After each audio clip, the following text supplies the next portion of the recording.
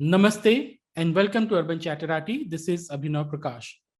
And today I'm joined by a very special guest, Khalid Baig, who is a current affairs analyst and someone who belongs, whose native place is in the Kashmir Valley.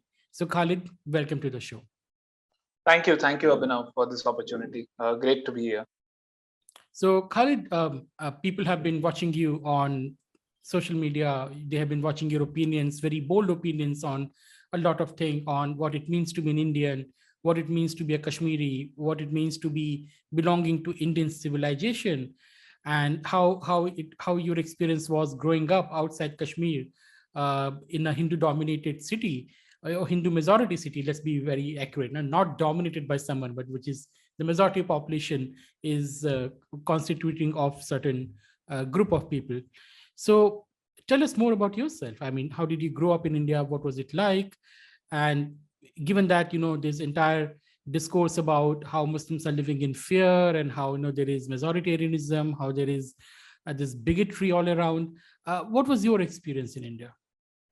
I don't think so. Personally, what I speak is not anything bold. It's just the lived reality of everyday moment which one lives in this fabulously most diverse country in the world. So if I start off from childhood, so it's been a blessed, privileged childhood. One has, I was brought up in Pune. I consider Pune as my karma bhumi. It's and you said about Hindu majority. I would say a Hindu majority which is very accepting. Which celebrates the differences, and that is, and in a way, Pune for me, I may be biased, is a cosmos of the idea of India, with so many faiths, so many castes, so many communities making it, and no one ever being made to feel that they're not part of it, right? So, if I were to start from my childhood, it was the childhood of, if I may take the liberty to say, of every normal Indian, right? You go to school, you have a Hindu friend sitting next to you, have a Sikh friend, in Pune, you have a Parsi friend, you have Christians, you have Buddhists, you have, you name the religion and they are there in some part of your life. And, and it does not even cross the mind of an ordinary Indian in his day-to-day interactions of where he meets his friends when they celebrate those festivals, and you know uh, and you just get on with it. I mean, it's just normal. I mean, I find it even cringe to say, oh, you know what, I have a friend from this community, because it's like, that's how India is. But yeah, of course, I did have a thinking mind since childhood. I was drawn towards current affairs, and that was the passion. Not that later, I didn't take it up, but and when I would read the news. So here is a very interesting thing. You would read the news, and obviously, internet had not come in, the news revolution had not come in, and you were mostly, you were dependent on a certain news outlets. You were dependent on certain magazines, and I remember as a teenager, you're like, you know what, I'm intellectual because I read this particular magazine, right? As of now, let's not talk about their names. I would believe more in challenging the ideas. And there was the interesting part. Whenever any incident would happen where my identity as a Muslim would be there, it would get the traction. It would be there. I still see that pattern, but it would make me feel like as if I'm under a siege by this, violent majority community who's out there to get you. And that would get reinforced by the thought makers, the so-called influencers, who would, put out their columns and articles. And I would say, fine. I mean, this is an issue, and at the end of the day, we are a victimized community, and their own people from their community are saying it. But then again, when I would go out to live my daily life of playing my cricket, meeting my friends, and have the daily average life which every Indian is blessed to, I would find a sort of a cognitive dissonance. I would be like, wait a sec, this just does not add up, right? I mean, this is fine. What is in the information domain is not, but yet obviously one is a product of his own conditioning of the environment around, and you don't understand the larger political, ideological, civilizational goals, or what is behind the news, what's the agenda. And I would live with that, and my worldview would be similar. Okay, fine, it is a decent country, but then one has to be mostly looking out for the hardline elements from the majority community, again, quote unquote majority, because that changes across the landscape of India. And we are victims, and obviously if we are victims, there are no hardliners in our community. There is nothing like introspection. And then we have these what do I call them today? I call them as these people who look down upon us as these exotic pets, or a herd of dogs put you in this siege mentality. You know what, we are fighting the good fight against the bad elements in the majority community. And thanks to the internet, thanks to the fact that I also would challenge many things in my head, and later writers who I came across, and I could challenge the most fiercely held truths that I had. And I only got validated because it still reminds me the 15-year-old me, that I would look back and tell myself, ki, hey, something is wrong somewhere, because these friends that I have, of course, if you're growing up in a country where the majority is Hindu, your maximum friends will be from there, right? So you're like, I mean, these guys are brothers, they're families, so they've never said this, and all that. I also, obviously, I'm not saying just because my reality is such, everyone's is. But of course, you can't take away the lived reality of me if I were to take it to the family, extended community, and other people around, right? So the helper is a Muslim, the helper is a Christian, the helper is a Hindu, right? So it is as diverse as it gets. Or even when they play these whole economic angles to it, and all that. And I think it was years of culmination of thinking it through, understanding what was behind the news. And hence, even if I try to today talk to some youth who I think today, like, obviously ultimately you take two sides, right? I mean, that's the reality of life. I understand where they're coming from, because I've gone through that entire journey. And hence today, when I write my social media posts, people think, oh my God, what's he saying? Because this is not how your average Indian Muslim speaks, or a small section of them only speaks this way. But the fact is, once you put it across, once you judge it across facts, once you judge it across rights, once you judge it across anything, like a small example, if I were to, just to set the discussion in motion. The other day, like, we know what's happening in Afghanistan, right? And the tragedy, the people fleeing, and it's such a sad scene, especially with children, and all that. And then again, you had these buddhijeevis saying, oh, the situation here is as bad for the minorities. And I was like, I want to be in this situation all my life, because that day when Afghanistan was in ruins, at the Mecca of cricket in Lords, it was Mohammad Shami and Mohammad Siraj who were the toast of the nation.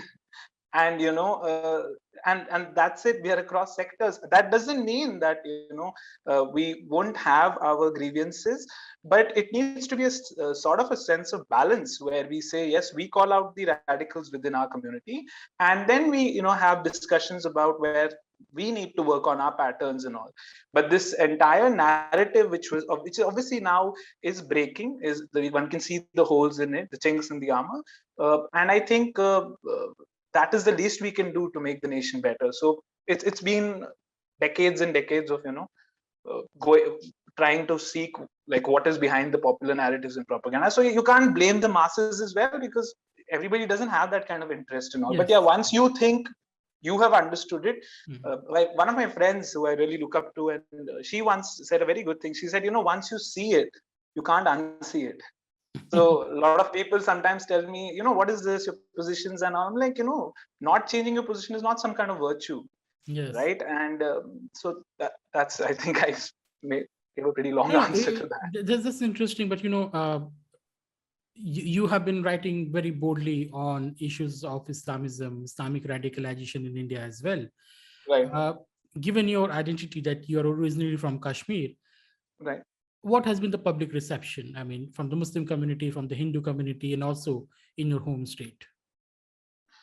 There is denial about the fact that that we should call out the radical elements, and that is where I think the moderates should come out in our community and say that it cannot be always that you're giving you are justifying everything as a reaction to something, and not treating it as an ideology on its own. And what they don't understand is that at the end of the day, it hurts the Muslim community the most, because once you don't allow your moderates which definitely are the majority, to speak against them and censor them. And obviously things get worse because you have these other weird elements from the Hindu community who harbor them and say these are your heroes, and we're like, no, why should a secessionist terrorist be my hero? Why should a rioter be my hero? I have enough heroes, literally and metaphorically, in across industries, whether that's a Bollywood or a cricket or the 1,000 industry sectors India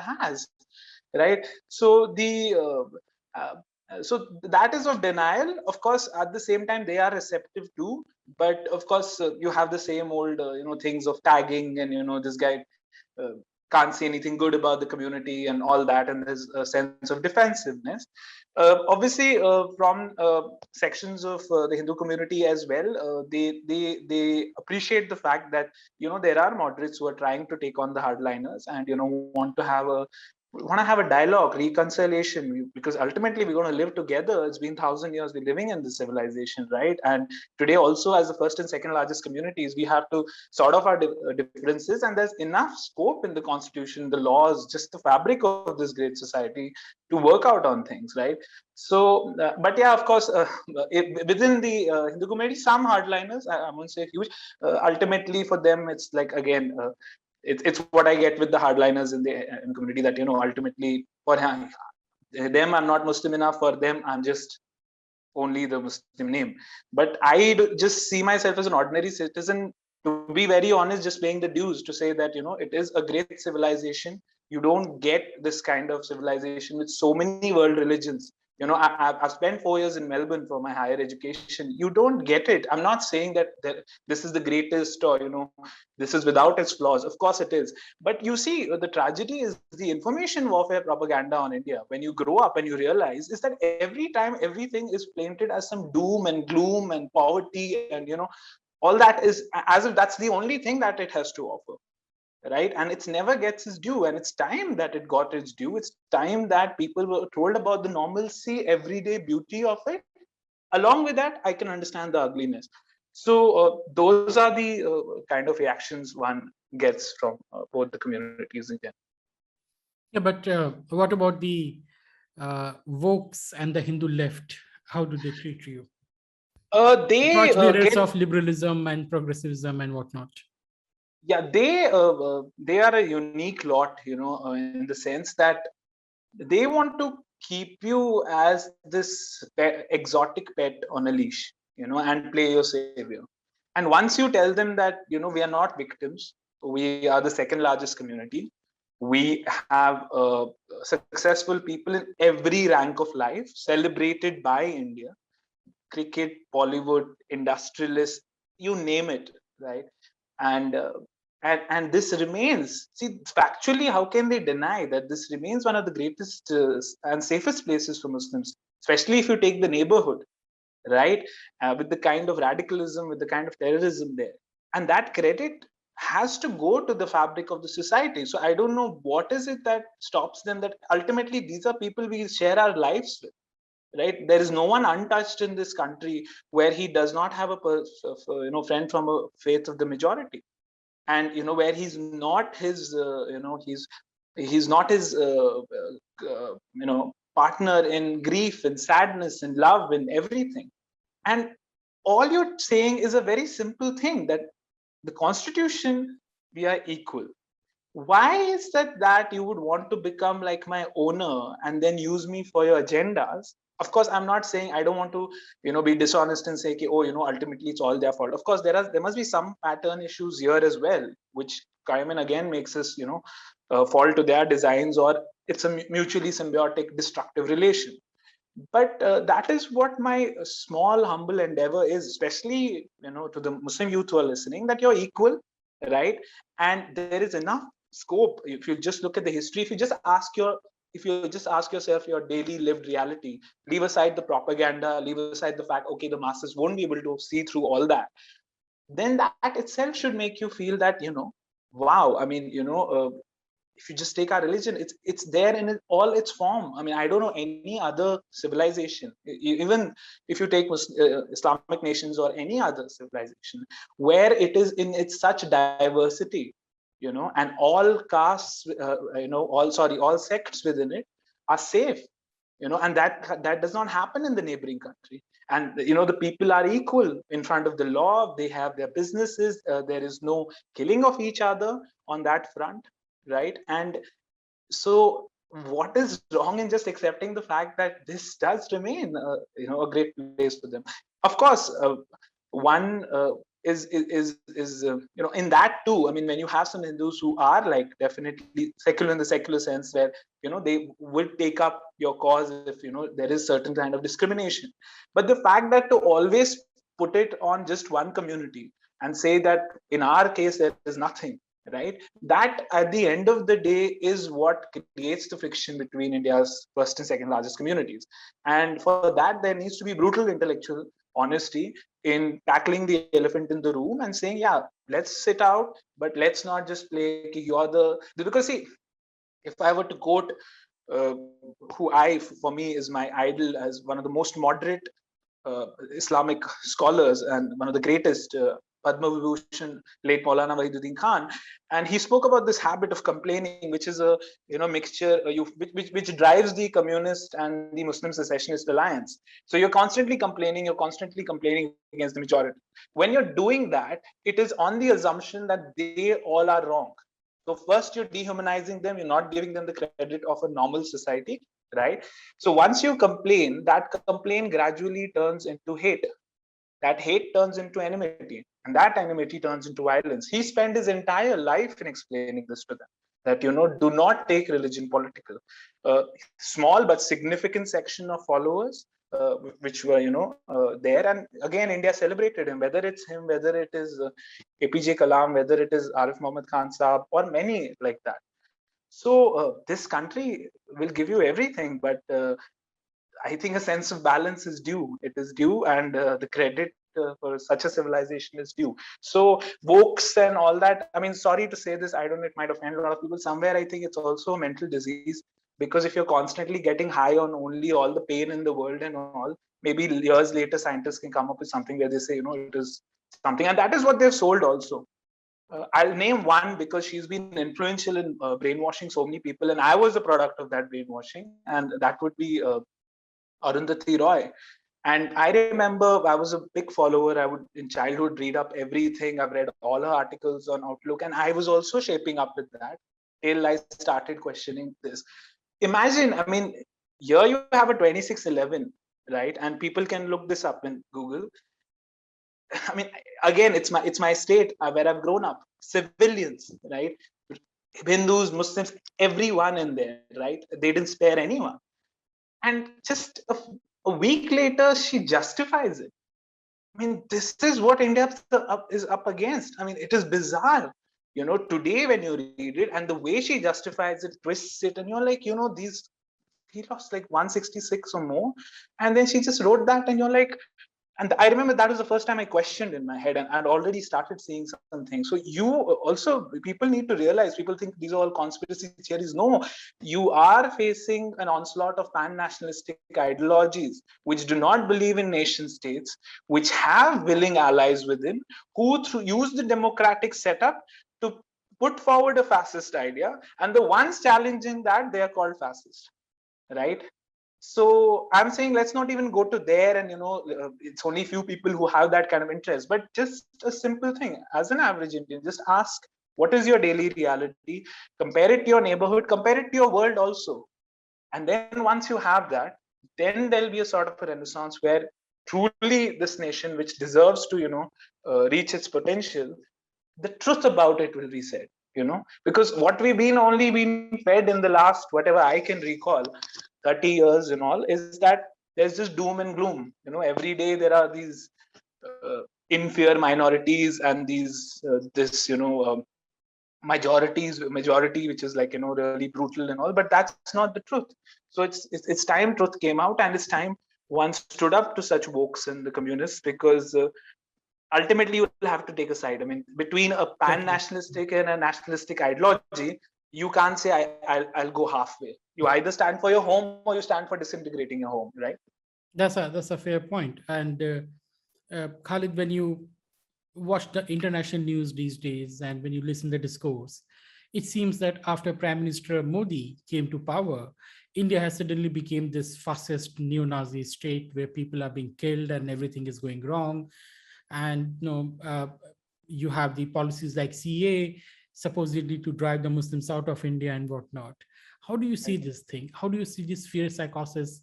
How do you see this propaganda, which is no longer just national media, which is also international media? You hardly find anything good written about India these days, especially when it comes to the Prime Minister Modi. Sure. It's a good question you asked, because I was a victim of this propaganda. When 2002 happened, the Gujarat riots happened, I was a 17-year-old. And again, information was very controlled. The narratives, thought makers, and who apparently told you that this is news, never told you the agenda behind it. I felt alienated. I felt like, that something, the way it was being portrayed, that, that entire state was involved and just one community went after, and, uh, that it was an absolute massacre, and nobody gave you, that incidents happening from both sides, right?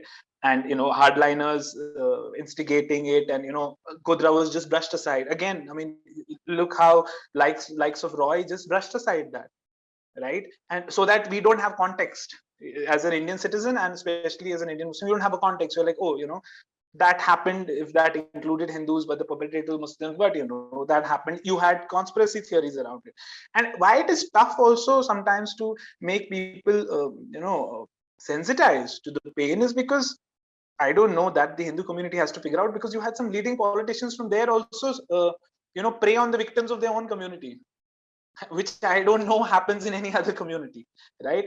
And that kind of reinforces the belief of the other faiths that, okay, you know what, maybe they just did it on their own, right?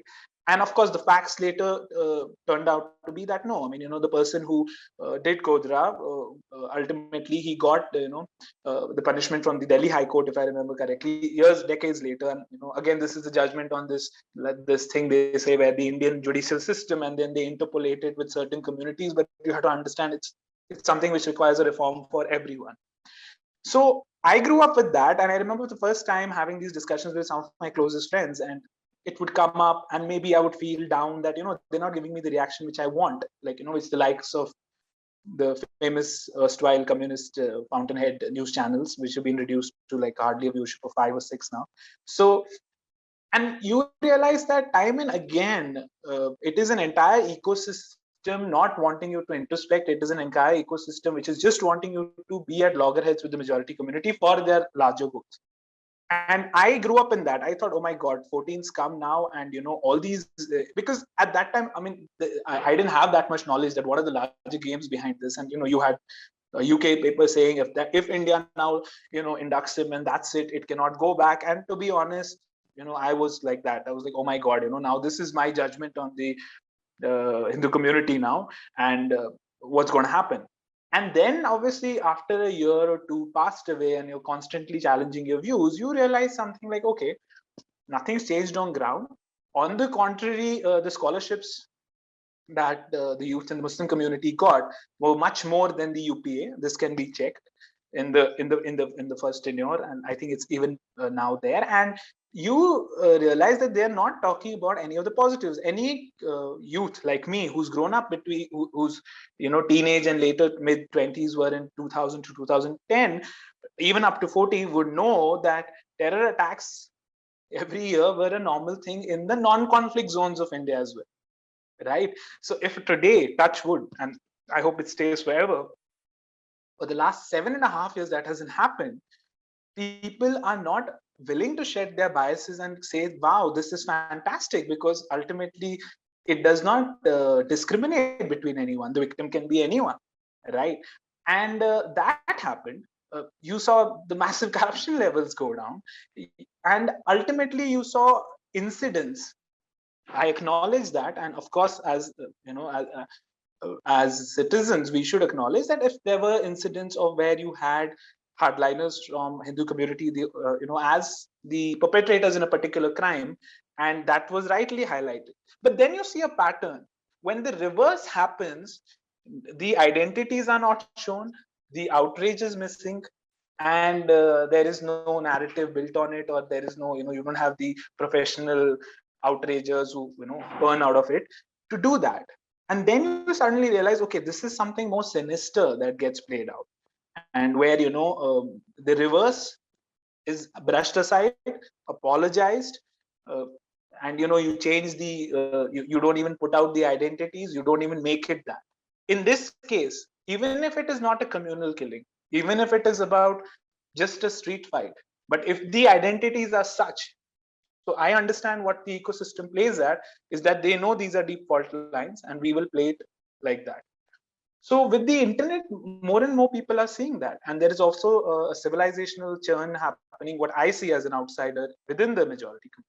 So it is important that we notice it, engage it, rather than just wish it away and say this is fascism and all that. I mean, trust me, if all those 30, 40 crore people who voted for the ruling party right now, if they were fascists, then no one would have stood a chance, right? And irony, they speak about fascism. If someone who keeps, who reads news regularly, you look at the workers, sadly, of this ruling party, the way they have been massacred in Bengal and Kashmir. Is that how fascist is? He's not, right? So ultimately, it is any political killing, whether it's tomorrow on the other side as well, that happens in a democracy. Sadly, I mean, especially in such places. So definitely, that does not happen to a fascist. And those political killings. I mean, they're so horrible. I mean, I condemn them in the harshest words, and that definitely reflects that there is nothing of that sort. And then when you later also see the foreign media, whether it's the approach on CA, or whether it's the approach on COVID, you see there is no objective reporting. I mean, all the great things a developing country, it's not even a developed country, with all its challenges is doing, it never gets its due. So you realize it's hit jobs. And today, when the average Indian is waking up to that and saying, we're not going to buy this from someone who has a colonizing attitude, so I think it's just the bully getting angry that the victim is now standing up to him. So he then paints it across in all the international press and national press. Arey, fascism ho gaya, right? So I don't think so. There is anything to fear because there are enough check guards. There's enough longevity of a civilization, which is one of the oldest civilizations, and enough numbers across. And those numbers also happen for communities when you have such a fluid and liberal system at the core of it. And it is not dependent on some constitution, because constitution was not there for 70, before 70 years odd back. So you look at the thing of CA, right? When you look at CA, here is the interesting part for people who've read about it. You have statements, official statements by Mohandas Karamchand Gandhi, where he clearly says that Hindus and Sikhs of Pakistan can come to India, and we are truly we are bound to take them back post the partition. You look at the first education minister of India, Maulana Abul Kalam Azad, and he specifically speaks. He's even more harsh. He says, in Pakistan has been created on hate, and these people won't be able to survive there. He's specifically talking about the non-Muslim minorities, right? And we need to get them back. You talk about the, who I find one of the finest minds of India, Dr. B.R. Ambedkar. And he speaks about that the first chance that the scheduled castes get there, they should just come and take refuge. You talk about the first Prime Minister of India, Pandit Jawaharlal Nehru. Here he says that, they are our brothers, Hindus and Sikhs, and we feel sad when we celebrate festivals and they cannot come here. And with the situation, because the situation had got into a mess immediately, and people who know with the history of Jogendra Nath Mandal, they know what was transpiring. I mean, the large-scale massacres, large-scale exodus happening. And he said that. So, and then you have an official, you have an official announcement by Congress where it clearly says that it is duty bound to provide security to all these people who will come there. And you had none other than our former Prime Minister, Mr. Manmohan Singh in Rajya Sabha, saying that the situation is grim for specifically where he's referring to the non-Muslim minorities. Now, sadly, the way CA was played up here by telling Muslims that it is against them has no factual basis. It has nothing to do with us. We are the second largest community of the world's largest democracy. We, as even in numbers, this is the second highest number for any, in terms of population for any country, more than any Islamic nation. All the rights are protected. All the 5 pillars of the faith are protected, right? And there is no discrimination institution-wise, and there are strongholds of the community in politics in various parts. And obviously, some are no-goes. That's a different topic. But look at the spin that was given. The spin was given that oh, you know what, now they'll come for your citizenship. What is the citizenship of a non-Muslim minority in those nations who every day lives leads a life in which he's on siege? He understands that there is a second-class citizen by constitution, by laws, by the fabric of the society. And the unfortunate things that happen with the forceful conversions, the kidnappings, and all. So, if this nation, which is a global minority for the majority community, does not help them, then who else will? And what does this have to do with the second largest? But they, our thought leaders in that also, and irony, the so-called secular convinced everyone that they're going for these guys, and they were the ones supporting us. So you see, it's a very weird. I don't know. Somebody needs to do some scholarly analysis. How do those entities come together for their power games?